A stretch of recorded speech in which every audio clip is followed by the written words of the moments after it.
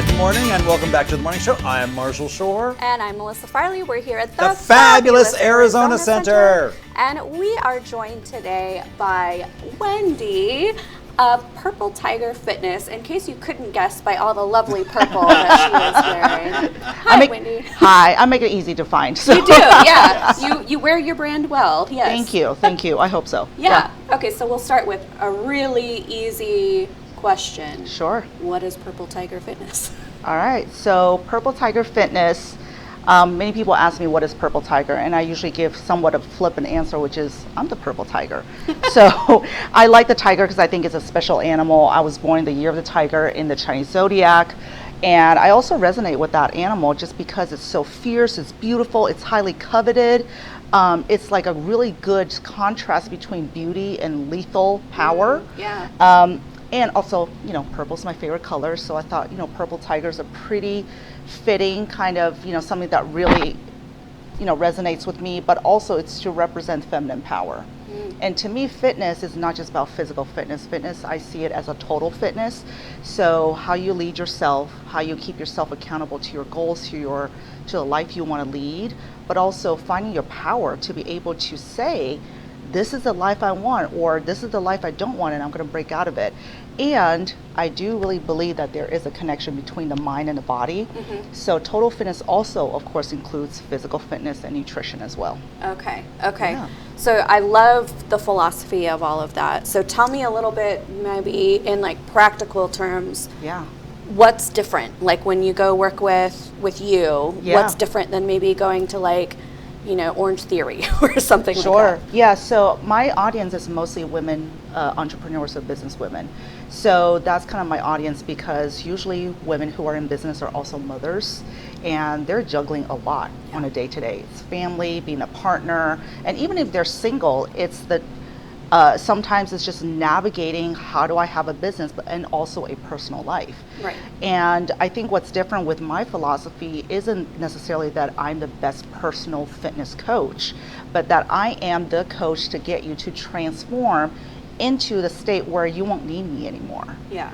So my favorite outcome for my clients is if they're not coming back to me over and over again, and if they do, if it's for something else, right? I want to work with women who are not just seeking to change their body and transform their body, but to also transform how they see themselves. They're tired of being tired. They're tired of hating what they see in the mirror. Yeah. And they're tired of going through their day exhausted. So this isn't just about here, I'm gonna give you a program and help you lose 20 pounds, but let's talk about what those 20 pounds mean to you. Yeah. And can you still love yourself even if you're holding those 20 pounds? And again, I'm not gonna sway anybody away from their goals, but my approach, again, is very much rooted in how do you see yourself, how do you lead yourself? Right. And that fitness piece is supposed to be a support.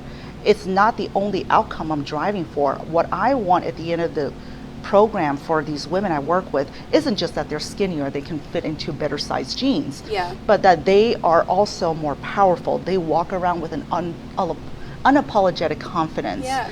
And they also feel good because they feel good in their bodies. Right. I think these conversations are really important right now. I mean, they've always been, but I'm curious about what's going on with a lot of women specifically because, in the sort of age of Ozempic and all of these meds where, people think that they're going to be happy if they lose those 20, 30 pounds, and for me personally, one of the things that I've shared is I'm overweight, I'm obese, according to BMI, right? And so every time they've tried to help me lose weight with medications or with programs, my kidney function, everything goes down. And a lot of times when I'm at this weight, when you look at my health panels, like my blood tests, stuff like that, I'm the healthiest that I've ever been, like right now at this weight. And so it's those conversations about what is actual health, not just being skinny, but what is health? And then what does that mindset look like? Can you be happy and in love with yourself at, minus 20 pounds or right now, because it's just tricky, those kinds of things. Well, and I think in the conversation it's kind of like what the media presents. It's like you open up a magazine and what do you see? Yeah. It's like, well, that might not be where you want to be. Right. So, and it's getting away from that to really what makes me feel good. And I love this. I love the integration of the mindset with fitness, because I feel like that's a part that's missing a lot with fitness Usually programs. it is, yeah. Yeah, and Yeah. especially with women, you know, it's one of those, like when I went to Orange Theory, like that was not my cup of tea. So like, and I'm not like, there are people that love Orange Theory, Yeah, you know, yeah. but I'm not one of these people that's like, pain is weakness, and you know, like, Yeah. like I'm just not about that. And so I love Yeah. this idea of doing them together, like having a holistic Absolutely. approach to that. Because it's never really about the 20 pounds. Yeah. It's about how you feel about yourself when you're carrying it versus what you hope you would feel when you don't have it. Right. Right. And you're so right that today there's almost too much noise. There's almost too much information around health and wellness. And what I mean by that is anyone with a platform, meaning anyone who can get on Instagram, can say that they're a coach, that they are a health influencer. And usually most of them will say things that are really not evidence-based. And they're fear-mongering because the algorithm works in a way where if they say something scary, you're going to look at their account, you're going to look at what they're saying, and it drives traffic, right? So part of it is just the nature of how people are trying to get attention, but also that means as a consequence that we are so confused. You know, there's all these things about like, what should you eat? What should you not eat? What should you do? Do you need to wake up at 4 a.m. and fall into an ice bucket? Like, as health, like, is that really a health routine that everyone should adhere to? And there's just a lot of noise. And my approach with women is let's stick to the fundamentals. Yeah. The fundamentals of what works has not changed. And in terms of the fundamentals of how you nourish and fuel your body for performance, like if you want to be a really good business leader, you need to have fitness in your life. Yeah. Because you need that mental clarity. You need to be able to have a way to detox, to also get rid of stress, but also when you strengthen your body, you're strengthening your mind. Yeah. So I find a lot of powerful business people out there have that fitness regimen. And a lot of times it's just, let's keep it simple. Yeah. Let's stick to the fundamentals. Are you drinking enough water? Are you eating enough protein? And for a lot of women, they're afraid to eat. And so I encourage women to don't be afraid to eat and be eating enough protein and get enough sleep. Yeah. Right? Those are the fundamentals, but they're not sexy. Right? Like if or anybody who came on Instagram and said, hey guys, do you really want to help with your weight loss journey or perform better at work? Sleep more. It's like, that's not going to sell, you know, because it doesn't sound cool. It doesn't sound shiny. Now you got to say stuff like, get this new ice bucket or this new ice plunge or whatever it is, right? That's going to give you the mental clarity. And I'm not saying that those won't. However, if you're not getting enough sleep, if you're not getting enough water, if you're not eating the right stuff, Right. all those other things are just kind of like drizzling chocolate on, like, you know, bad ice cream, if you will. Well, I think you bring up so many good points in the sense that, so when I started my business years ago, one of the first things I did before I started being able to run it well was basically take a year to get my health in order, because health is wealth. You cannot function well, you cannot build, you cannot support yourself, your business, your family, if you don't have your health in check, you know? And so to me, having those foundational things were so pivotal for me. And then I think it's because we've kind of been talking around like this role of social media on, you know, kind of health and especially, so there was this study that came out that it didn't surprise me, but it made me sad to read about how Meta is so dialed in that, because a lot of people don't realize that they track everything you do, like keystrokes, even when you delete the comments and stuff you don't post. And so they were able to tell that when women would post a selfie and then delete it, the algorithm figured out, they probably weren't feeling good about themselves. And then it would start hitting them with weight loss and Botox and like all these makeup different ads. Yep. And like, how awful is that, right? For someone who's already not feeling confident or good, then to feel like bombarded by, here's how you can make yourself pretty. Yeah. And I think it's fascinating because for someone like me, I have weird chronic health stuff. And so for me, like the ice bath thing, that got really popular, right? And so I'm sitting there going, maybe I should try this, you know? And then I talked to my neurologist, because I have chronic migraine, and they were like, your body likes stasis. Your body needs to be as predictable as possible. You shock it like that, it's going to trigger your nervous system. And I was like, see, good thing I didn't. Yeah. You know, but a lot of people don't think to be that clued in or think about how their body might be different than, you know, the average person. Yeah. And also I think, and maybe this might trigger people, but you know, I went to school, I got a master's in social science and psychology, and we had to study a lot about statistics and how you do research. And even with a master's degree, I feel like I'm still barely catching on with how to read research, right? Yeah. Like you have to be at least a PhD to really get dialed in. And so there's so much research coming out, and some of them are showing small effects or not so great effects, but then the media blows it up, or somebody without that background will read it and misinterpret it. And like the average person's not going to go and search for the medical paper or the research paper. Right. Go back to the original source. They're Right. going to take Yeah. that little sound bite and Exactly. erase that. And even if they did do that, they're not going to necessarily know how to interpret it. Again, I'm not trying to diminish anyone's intelligence. No, I'm just yeah. saying that this stuff is really, really hard. And science is always, the publication of new research is always a couple steps behind trends, Yep. right? Because I've been on the other side. I know what it takes to get something published. And so, yes, there's just so much noise. And so Yeah. when you hear something like this for someone like you, that could have been dangerous. Yeah. It's a good thing that you did your homework and you asked somebody. And also, you know, when it comes to, now that we're on the ice bath thing, when it comes to ice baths and women, it's apparently not really great for women who especially are in the perimenopause and menopause stage. Oh. And so a lot of people who may be seeing ads or influencers talk about it think, oh, I need to do that, and not knowing that maybe what these people are talking about is not actually applicable to women, because Right. we're just finding that there's some stuff that people have been basing off of men's bodies.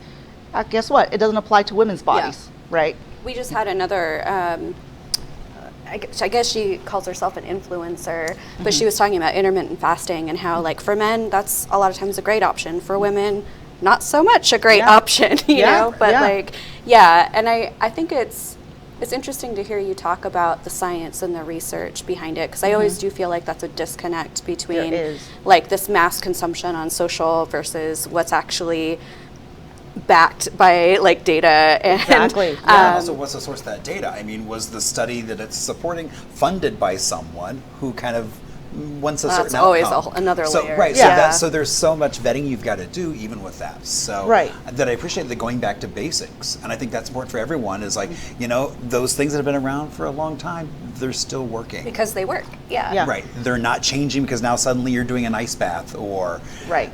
that may not be the panacea that you're hoping for. Yeah. So I'm curious what got you started on Yeah. this path. How did this become your Yeah, thing? it's so interesting because I think my origin story is probably the origin story of a lot of women. So I'm going to just guess that you and I may be in a similar age group. And so you were talking about, you know, magazines, and it's so funny. I grew up with magazines. I didn't have social media, right? Right. But even with magazines, I remember as a little girl looking at them and just being shocked at how flawless these women were, and then feeling like completely broken, like completely like I'm not enough. I was born the wrong shape, because obviously these women are flawless, not knowing as a child that everything was airbrushed, Right. right? And so, and growing up with all that body dysmorphia, and then that translated to a lot of low self-esteem growing up. But even though I was excelling in school, even though later on I excelled, you know, at work, there was always that gnawing feeling like I was not good enough. And I feel like some of that came from some of those moments in childhood when I would see all these images, and then there were other stuff happening too that I received as a child, that growing up, it just got baked into who I was, that just, you know, kept chasing, trying to be enough, kept chasing. If I did more, if I lost more weight, if I got that promotion, whatever it was, then maybe I will be that person, right? Who's accepted, be that person who's worshipped. And it got to a point when, you know, after I had my daughter, that I got so exhausted and I was so burnt out that I was like, you know what? Life cannot be this way. Like, I need to call the shots. And I just had this moment of awakening. And when I realized that I could break free from all the things that was being taught to me that I thought was true about myself, I realized, you know what, a lot of other women go through this.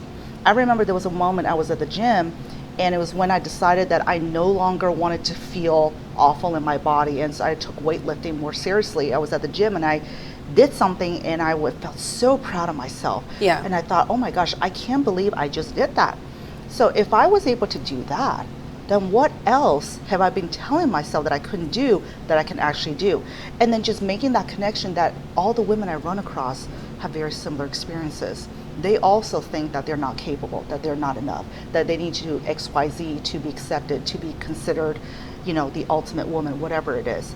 And so, and this is, this is like indiscriminate of, you know, how much the woman makes, how successful she is. I feel like a lot of women who are confident are still walking around carrying that fearful little girl inside her. Yeah. And it took, you know, it took a while for me to kind of heal my inner little girl. Yeah. And I know that if powerful women still have that, then think about the women who haven't maybe achieved those milestones in life.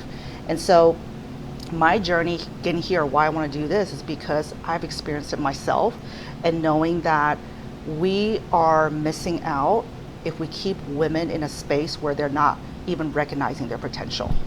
Yeah, I think that's so important. I've met with, it's been a really social week for me, and I've been going out with a bunch of women, and I've been sitting with this and trying to figure out kind of what I want to do about it, because every time I met with one of my female friends this week for coffee, this theme kept coming up of like, well, I've just really been down lately, and I just feel like I don't belong. I just feel like I'm not enough. I just, like, all of my friends are like expressing these very similar things, and I'm like, it breaks my heart, you know, because one, I can relate to it, I feel it, and two, it's so not true. These are narratives that we've been telling ourselves, that we've bought into for far too long, and we are capable, strong, dynamic women, you know, that can do these things. And so I think that's why it's so important to have places like Purple Tiger Fitness that you've created. But you've also just launched something else, and I want to make sure we touch on that. Can you just share a little bit about that? Yeah, so recently I launched the Feminine Power Collective, which to me I think is like me finally aligning to what I want to do for women. So I've always had my one-on-one coaching practice, and I coached, you know, a lot of business leaders, and the Feminine Power Collective is meant to serve more women and make it more accessible for more women to take advantage of the kinds of transformations that I've helped other people, and do it in a way in a group setting. Some folks like the one-on-one, and they like that deeper conversation, that more intimate, you know, setting, and some people want to do it in a setting of other women because they do want to build community while they're also going through this. So for some people, it's the idea of, I'm not alone in this. Right. And so this is a group coaching experience, and within the collective, I'll be releasing several coaching groups, or circles as I call it, with a thematic focus. So I have one that's coming out that is exploring the different elements of feminine power. In the future, there will be ones around motherhood and entrepreneurship, one that's around management for entrepreneurs, because just because you own a business doesn't mean you know how to manage people. So this is a space that I feel like these are all the things I really want to be able to empower women in, but sometimes the one-on-one can be limited in scope because it's about what that person wanted at that time. But this way I can touch on more areas of concern that women may be interested in developing and transforming in. Yeah. I think that's so great. I've shared this before. When I was new in my business, I joined a women's collective, and it was really pivotal for me because a lot of times you think you're this lone wolf and you're kind of like the only one struggling with all this stuff, and then you're right, you step into this space and you're like, oh, this is really common. Like so many people are facing these same things, and there are brilliant, incredible women that are willing to share how they've been through these things and what's worked for them, and I don't have to reinvent the wheel, you know, like. Absolutely. Yeah, so it's one of the best things I've done for myself. I think it's a great investment to join a collective like this. So Wendy, why don't you go ahead and share where people can learn more about you and work with you? Sure, I make it pretty easy to find, just like I'm always in purple. So my website is purpletigerfitness.com, and you can find me on Instagram, which is Purple Tiger Fitness. So I'm all over Instagram, also on LinkedIn. That's a little harder to say, you know, the link, but if you search for Wendy Kleinfeldt, you'll find me on LinkedIn. But I'm everywhere on Instagram. I always say wherever you can find the message or DM button, you could probably get in touch with me. Love it. Yeah. Well, thank you so much, Wendy, for sharing about what you do and all of the transformation that you're bringing to the world. I love that. So This has been another episode of The Morning Show. We are so happy that you are joining us for all things local. Clearly, we're local obsessed. Indeed, we love local, can't get enough. We do. So if you have anything you'd like to share, events, other businesses or folks you'd like to shout out or highlight, things that you think we should check out or go visit, please send us a message at On The Morning Show on Instagram or hello@onthemorningshow.com. You can email us there. We love to hear from you. But stay tuned. We'll have a fresh new episode for you coming out tomorrow.